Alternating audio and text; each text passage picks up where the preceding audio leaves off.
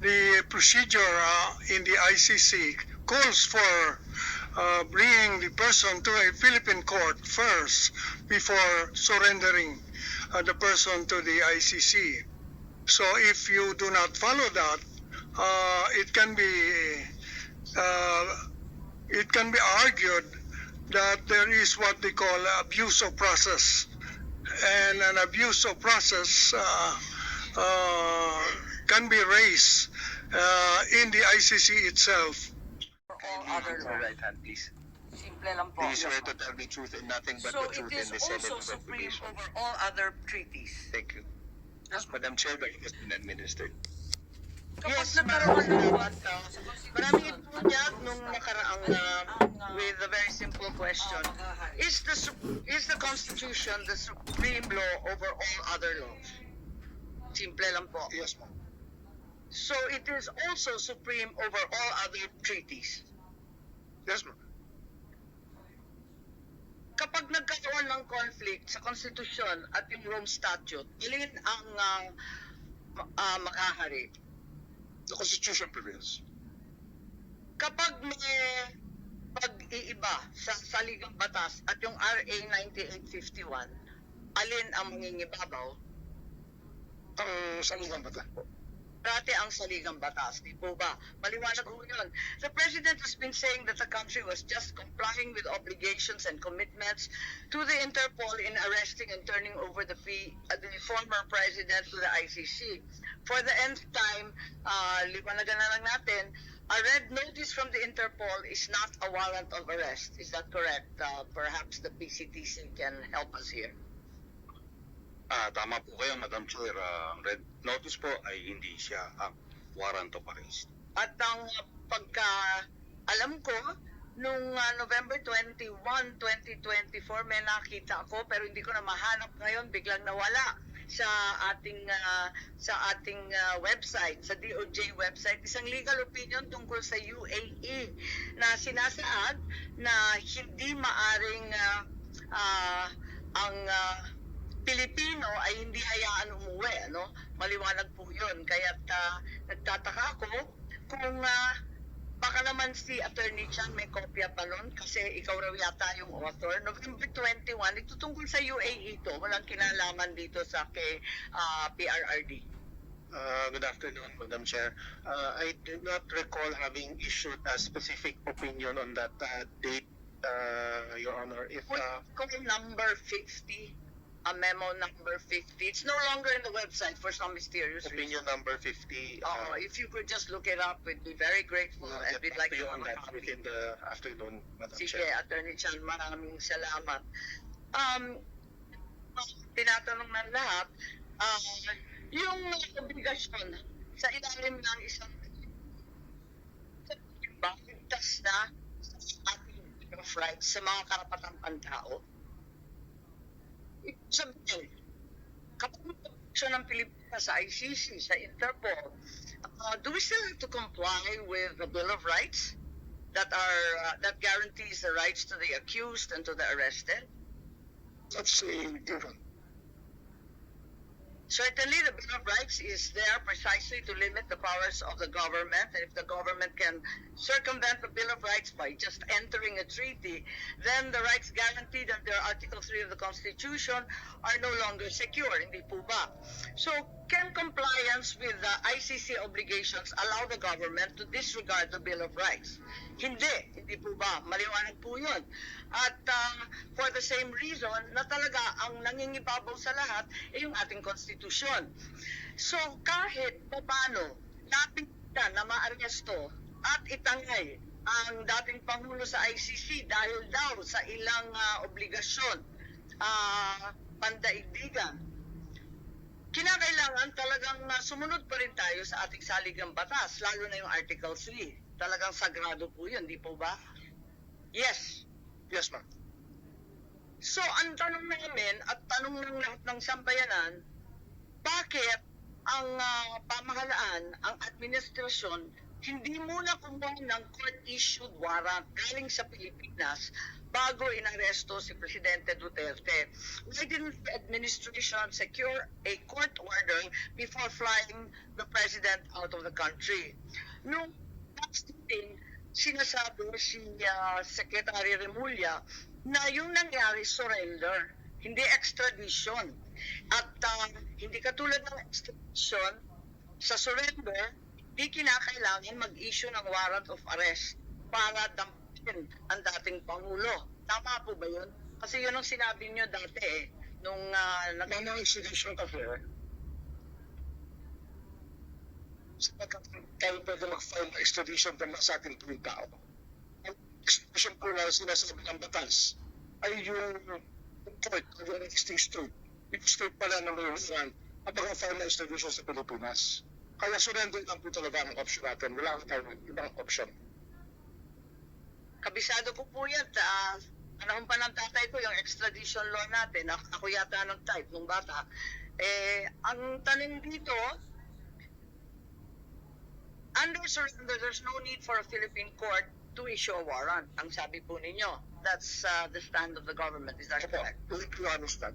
Does this not contravene the Bill of Rights that we've already agreed upon as being sacred and above all else, particularly the right of deprivation of liberty without due process, Yung due process po kasi, liberty of abode? kasi ang due process po dito, yung sa issue party, yung nag-issue po ng warrant of arrest if they observe due process. Ang alam po natin, itong taon po inimbestigahan itong kaso ito, itong notice ito, sa mga kinauukulan na maaari nilang kasuhan. At hindi sila sumagot.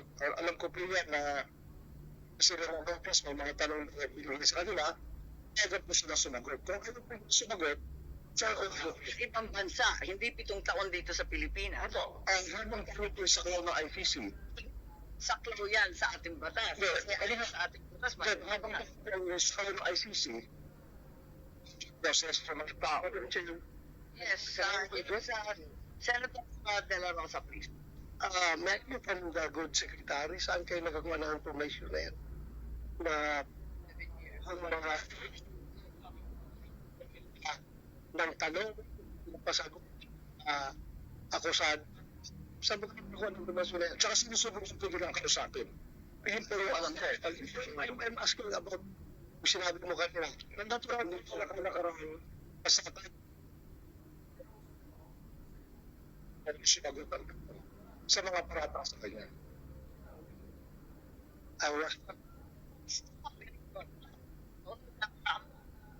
Na sumagot sa anumang aligasyon. Well, nag-communicate sa opisina ko na gusto ako kausapin.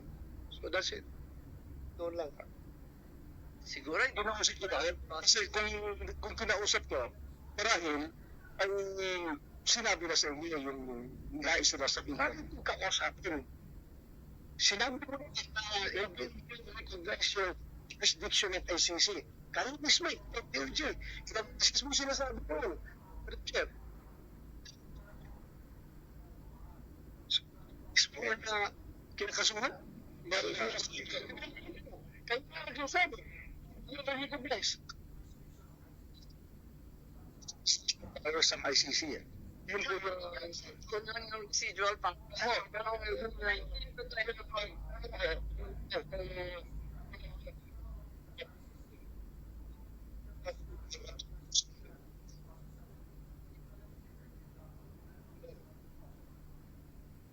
ICC sa ating bansa, sa ating mga citizen. Ito, gustuhan, kailangan itong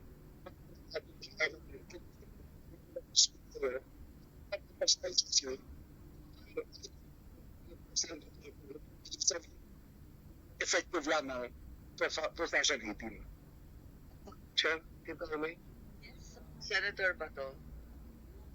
Siguro, Secretary Roya, you're aware about yung dalawang dissenting opinion na sinabi ng dalawang membro ng pre-trial chamber ng ICC na nagsasabi na yung jurisdiction, o temporal jurisdiction, ang nagtutrigger lamang ng investigation is yung paghihingi ng pag-request ng permission ng prosecutor to the ICC. At ito'y ginawa nila 2 years after nag-effect yung ating withdrawal from the ICC. Ginawa po nila yan 2 years. Kaya nga, dalawang dissenting opinion yun eh. So sana, kung kaya tayo, if you want to interpret itong mga pagkakagay natin, sana we want to interpret in favor of our people. Tao natin ito eh.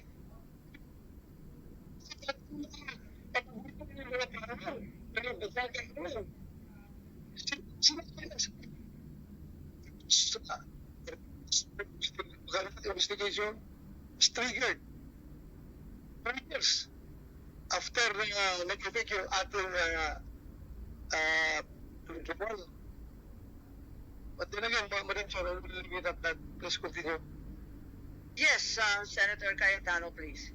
Just a manifestation on that point, and of course, our friend the DOJ Secretary can rebut or give a retort. Magandang hapon po sa inyong lahat. Justice Oscuna, thank you very much po for giving us time and being here today. Actually, isang main contention siguro yung residual power sa case sa Supreme Court, and as the Justice Secretary said, it's sub judice, and of course everyone will be waiting for the decision of the Supreme Court. Ang point ko lang kasi, both sides, the pro-Duterte, anti-Duterte, want accountability. Pro-Duterte feels that the accountability is the drug lords, etc. And if President Duterte did something that amounts to a crime, pero ang accountability dapat dito sa Pilipinas at tamang proseso. So doon naman gustong i-hold, anti-Duterte gusto siyang i-hold accountable, siguro naman it's safe to assume that they also want yung tamang proseso. So the thing is, there was an actual Supreme Court case, the Pangilinan versus Cayetano, questioning, I think the Secretary of Foreign Affairs named, questioning yung kung kailangan ng Senate concurrence yung withdrawal ng natin from the Rome Statute, no, from yung ICC. Pero nakalagay din dun sa case na yon, let me paraphrase, that the Supreme Court can continue to review yung actions ng executive.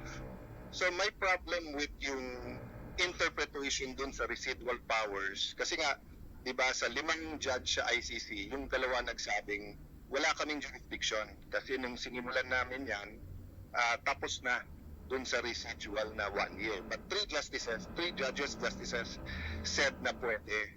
So my problem kasi is walang World Supreme Court. So there's only the ICC Court and the Appellate Court.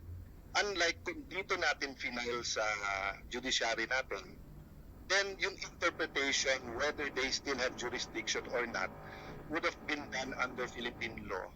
And President Duterte would have been able to present his case not only as to jurisdiction but as to whether or not there is probable cause. So I'll stop there, Madam Chair. And again, I think this is a point of disagreement, but I just like to manifest that, no, that we can argue back and forth whether or not may jurisdiction ng ICC, and the reality is nandun na si President Duterte. But for future cases, whether it's Senator Bato or others named, I gave two examples. No, if suddenly there was a witness from Marawi and they said that our troops killed children and women, and then nag-issue ng arrest ang ICC, or if the military suddenly uncovers a mass grave in any part of the country and says na linubing yan during 2011 to 2015, I want to know whether the ICC can issue a warrant and then idiretso na silang i-expel, i-deport, or whatever we call it. And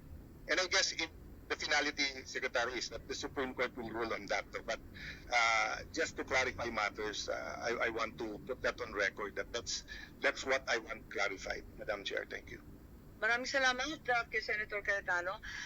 Gusto ko lang ipaalala, and I think Executive Director Alcantara is here.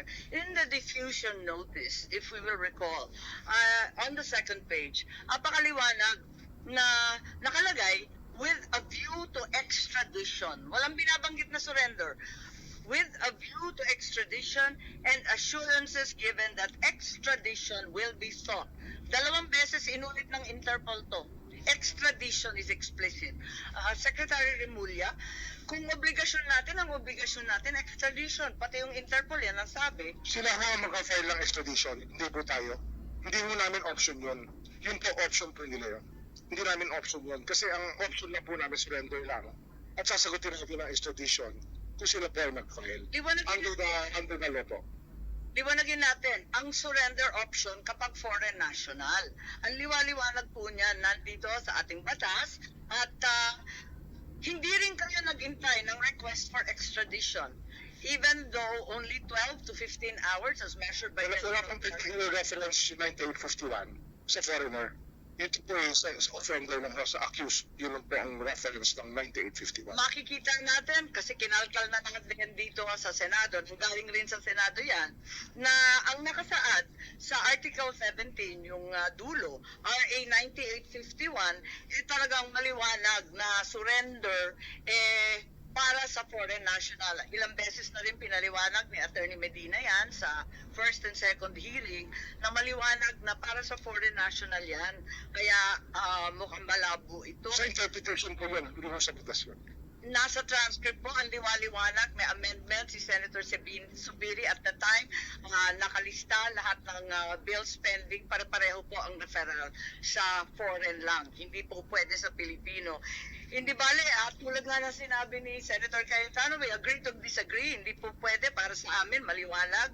And I'd like to call on Justice Ascuna at this juncture.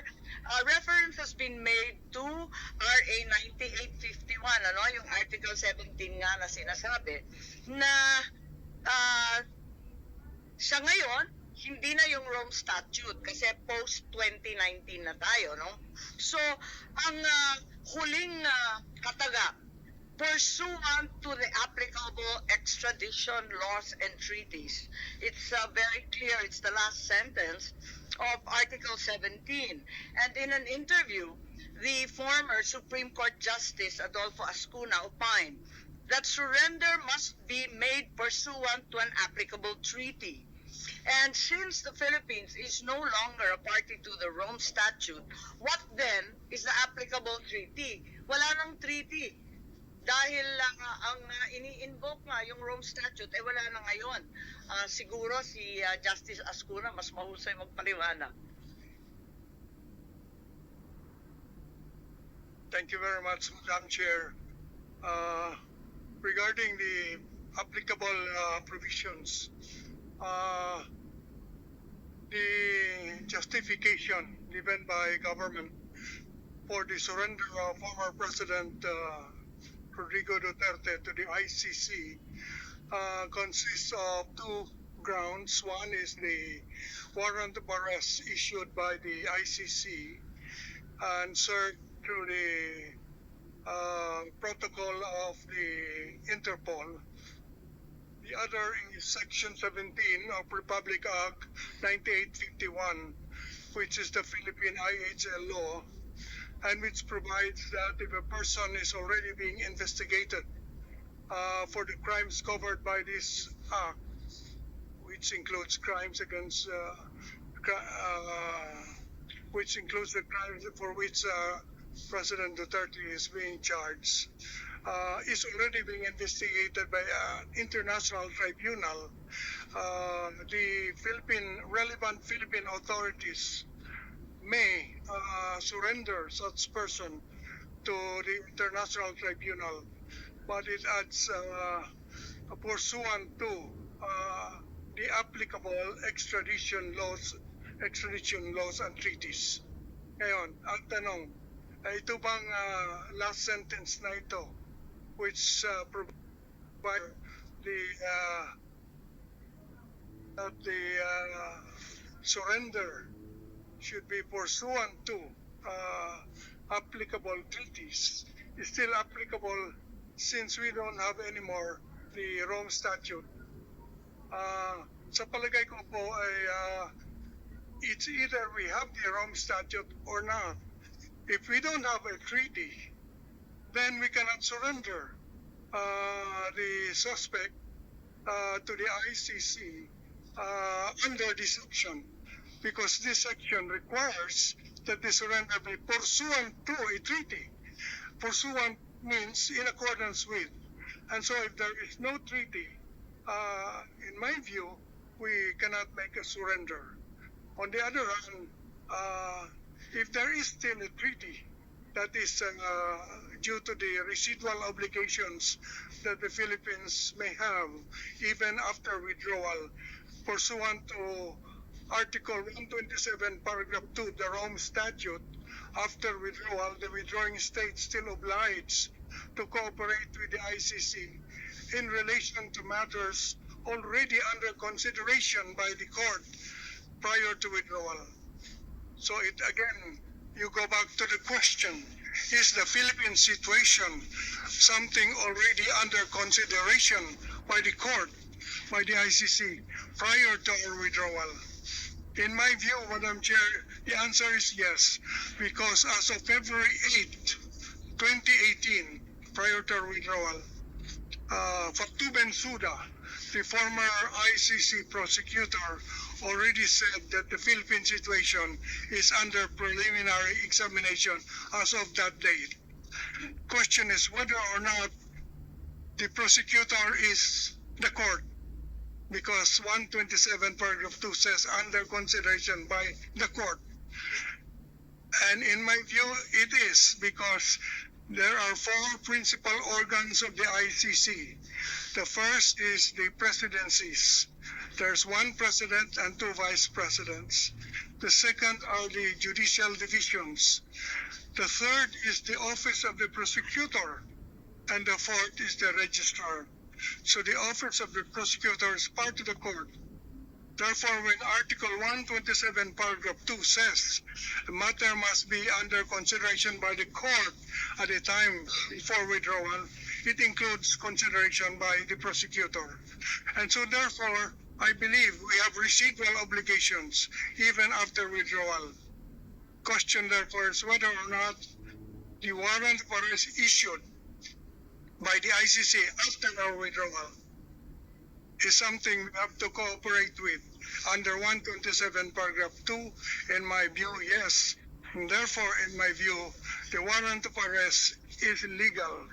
However, I believe that the surrender is not, because the surrender must be pursuant to a treaty, and therefore our own law, Section 17 of Republic Act 9851, brought back the Statute of Rome, even after withdrawal, because it requires that a surrender must be pursuant to the applicable treaty. And therefore, in this case, the applicable treaty remains the Statute of Rome. And thus, we have to follow Article 59 of the Statute of Rome, which requires that the custodial state, namely the Philippines, must first bring the arrested person to a local court to determine two things: whether or not the person is really the one named in the warrant. Second, whether or not the person has been informed of the charges against him or her. This was not done. Therefore, there was, in my view, a violation in the act of surrender. However, Madam Chair, this is in the forum of the Philippines, but in the forum of the ICC, different rules apply. The rule in international law, Madam Chair, is that procedural laws are governed by the forum. So procedural safeguards are applicable only to the forum. If the Philippine Bill of Rights, for instance, which says that no person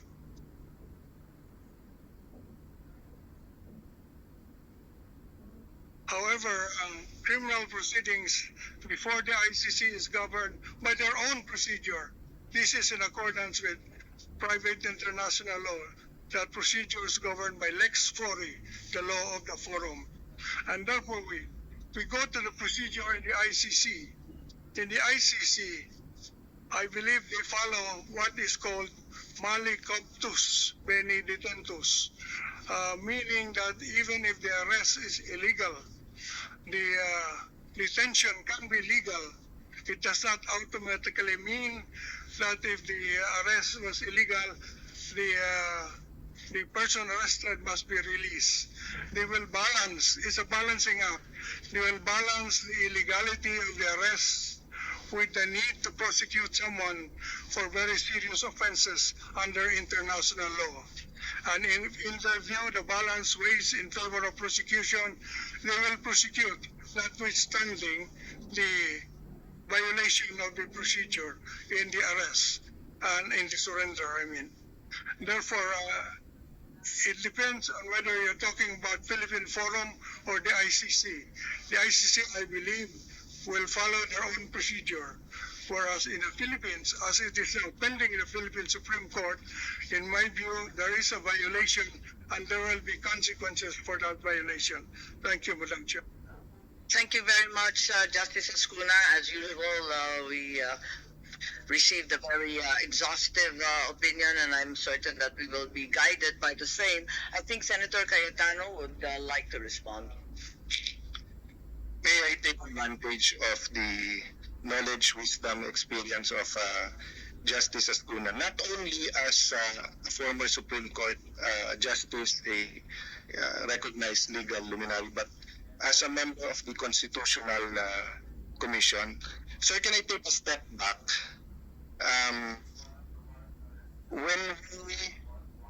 When the Constitutional Commission discussed the Bill of Rights, and in Section 2, the rights of the people to be secure in their persons, houses, papers, effects against unreasonable searches and seizures of whatever nature and for any purpose shall be violable, no search warrant or warrant arrest shall issue except upon one probable cause, could be personally by the judge after examination under oath of affirmation of the complainant and the witnesses he may produce, and particularly describing the place to be searched and the person or things to be seized.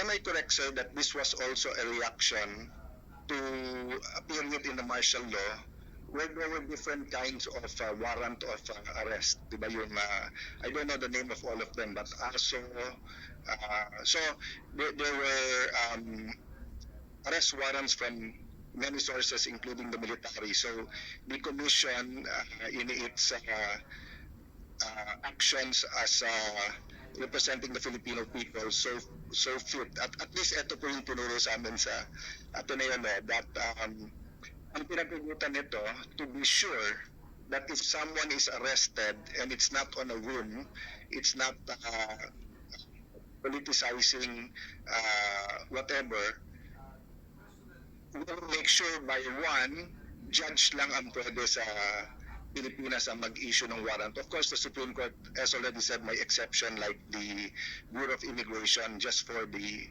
foreigners. But in general po, it has to be a judge. He can only issue it upon personally meaning that there is probable cause after examination under oath of the complainant. Am I generally correct, Mr. Justice? It is correct, Mr. Senator. Yeah. So that is why in our 14 for extradition with other countries, the procedure that the receives the request for extradition sa isa nating judge. And ang judge pa rin ang titingin. Am I wrong? SOJ, tama, no? So that the judge can double check and then he will be the one to either confirm or verify or issue the warrant. Understanding. That is correct, Mr. Senator. The need for a judge to be the one issuing the order in cases of warrant of arrest, and even search warrant, is enshrined in our Constitution because there were previous occasions prior to our adoption of our Constitution where instead of a judge, it just is an authorized officer. So it has to be a judge. In the case, however, of the ICC, the warrant of arrest was also issued by a judge. In fact, 3 judges issued the warrant of arrest under the ICC. Question is whether or not that warrant of arrest can be executed in the Philippines by Philippine authorities. And that is, I think, pending the Supreme Court now. There are pros and cons on that, but one issue there is whether or not the 3 judges pre-trial chamber of the ICC acted on probable cause or merely on sufficiency of evidence. Yes. But as I said, the provision on probable cause and the judges issuing the warrant are procedural safeguards that are good only for the forum and not applicable abroad. That is the limitation. Our constitution does not extend beyond our territory. Thank you. Point I was going to, sir, is really the legal remedy of a Filipino citizen to run to our judiciary, which I asked Attorney Alexis Medina and go to him later. But my point, I think you already read my mind, Mr. Justice, and because you were saying we are not sure whether the judges or justices of the ICC went into probable cause or sufficiency, because we are also not sure if they issued the warrant based on personal determination of the witnesses or complainants under oath. Not know whether these are media reports or whether their prosecutors came here and interviewed them, no? So ang point ko, Mr. Justice, if I was being arrested and I'm not sure, I should be able to go to Philippine courts. Sa extradition treaty, sir, judge din naman judge ng US, judge ng UK ang nag-i-issue nito, no? And I checked with the ICC versus the other countries that signed with them. For example, the United Kingdom, no? It is the appropriate judicial officer who will issue the warrant of arrest of the UK. So from ICC, ito-double check pa rin ng ano. Ganun din po sa Canada. The Attorney General will apply ex parte for a provisional arrest before a judge. So it's not the fiscals, it's not the Prosecutor General. The Prosecutor General's job there is to bring it before a judge. Ganun din po sa South Korea, ganun din po sa Argentina, ganun din sa Paraguay at South Africa. That is why if we look at the information of surrender and transfer sa page 8 po, number 8, sorry, not page 8, number 8, nakalagay po dito the date, time, and location of the appearance of the arrested person before the competent National Judicial Authority. Ang sagot po dito na ang pumirma, if I'm not mistaken, si Ambassador Lacan Milao, do not know. So he did not know when he surrendered the former president whether they were brought before a judicial entity. So yun po yung main issue ko, Justice, na ang pagkaintindi ko, kung meron pong dispute sa interpretation ng batas or even sa issue of application of the law to certain facts, a Filipino citizen at any time can run to a Philippine court. But in this case kasi, he was denied the opportunity to run before a Philippine court because he was put on a plane and sent there, no? So even assuming I agree with everything you said now and I see the legal basis naman nung sinasabi nyo, sa akin, that remains to be the question on my mind. Can we deny a Philippine citizen the opportunity to go before a Philippine court? According to General Torre, and he can rebut this later on, is that 8 or 12 hours is enough, diba? But I think mas malaking issue yun kung ang court nag-issue ng TRO within 8 or 12 hours unless the circumstance. I think at the time na the lawyers applied, hindi nga nila alam na isasakay sa aeroplano diba? But I leave it there. Feel free to comment, Justice. Ang point ko lang po, I think the spirit and letter of the Constitution is clear. It has to be before a Philippine judge to determine this, no? In fact, Mr. Senator, the procedure in the ICC calls for bringing the person to a Philippine court first before surrendering the person to the ICC. So if you do not follow that, it can be argued that there is what they call abuse of process, and an abuse of process can be raised in the ICC itself. I think this is what will be considered in the September hearing scheduled by the pretrial chamber. Under the rules, objections to the legality or objections on abuse of process may be raised and resolved by the pretrial chamber, probably at the scheduled September hearing. So this remains still open, even in the ICC. The question of the validity of the surrender in view of the non-observance of Article 59 of the Statute of Rome itself. And the other thing is whether or not such abuse of process is curable. And again, that is debatable.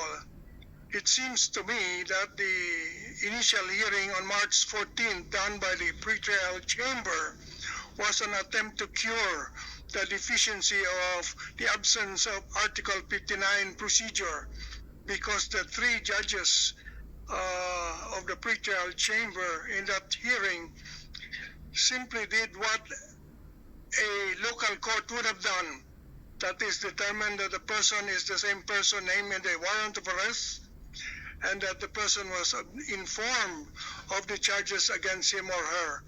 And after that, they said session adjourned. So they merely supplied the defect that the absence of the custodial state's local court created.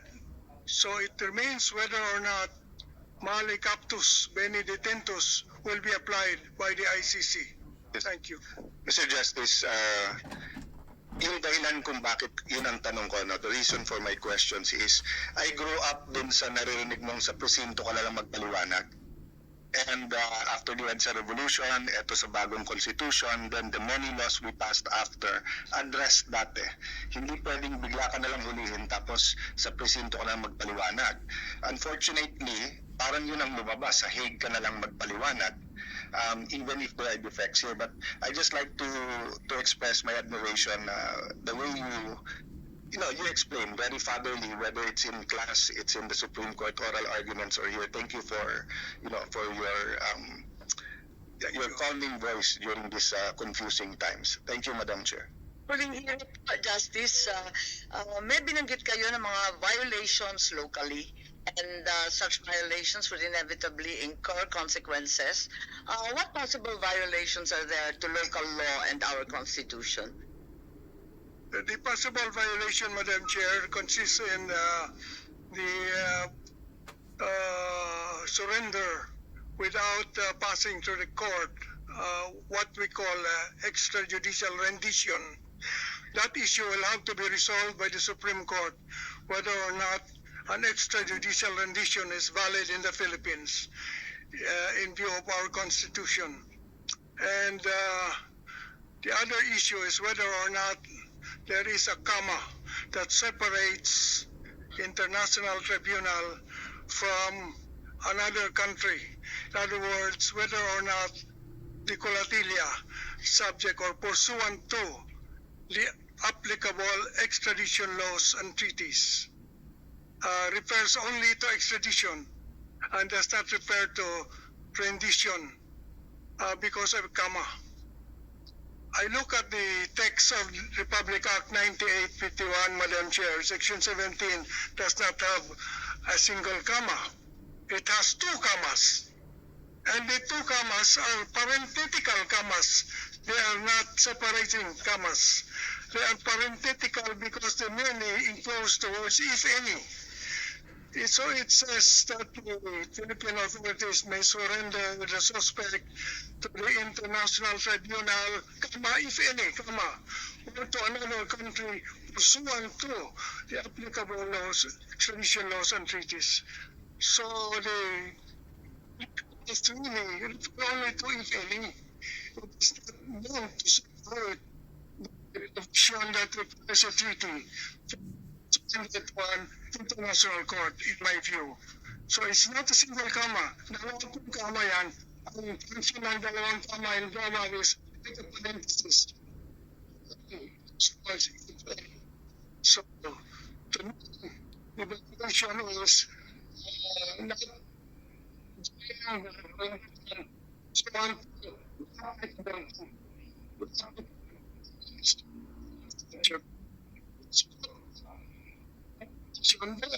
Section 17, it's the rendition.